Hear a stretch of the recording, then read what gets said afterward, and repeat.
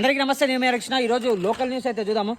Neat పరీక్షలపై ASF నిరసన ఆందోళన చేస్తున్న వైఎస్ఎఫ్ నాయకులు. వరదలు వస్తే ఎత్తిపోసేలా ఈసారైనా ఆశించమని రైల్వే వంతెన పనులు ఆగ్రహణం. ఇదేం లేదంతా ఆదరిస్తే అంతే సంగతి. బూత్ రోడ్డు ప్రాంతంలో పాలమరు వద్ద నిర్వహిస్తున్న కల్వర్టు నిర్మాణం కాలంలో మధ్యలో నిలిచిపోయింది. నిర్మాణ ప్రాంతంలో రక్షణ దిమ్మెలకు మధ్య ఉన్న ప్రదేశం ప్రమాదకంగా మారింది. ఇటీవల కురిసిన వానలకు అడ్డుకట్టుగా వేసిన మట్టితో కుంగిపోయిన ప్రమాదకంగా మారింది. వాహనాలు రాకపోకలు రద్దీగా ఉండే ప్రాంతంలో ఇప్పుడు ప్రమాదకంగా ముందుకొస్తున్నాయని ప్రజలు ఆందోళన చెందుతున్నారు. అధికారులు స్పందించే వరకు చర్యలు చేపట్టాలని కోరుతున్నారు. ఈనాడు మహబూబ్ నగర్ ప్రజావాణి సమస్యలపై సత్వరమే పరిష్కరించాలి.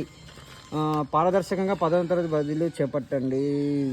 12న చూచిరాత కమిటీ సమావేశం. 0 విద్యుత్ బిల్లులు జారీ. చిత్రం గురుకుల పాఠశాలలో తాచిపామును పట్టుకున్న కృష్ణసాగర్. ప్రాచీన శిల్ప సంపద ఆదాయ ఆదరణ. ఆధారంలో మూలన దమ్ము.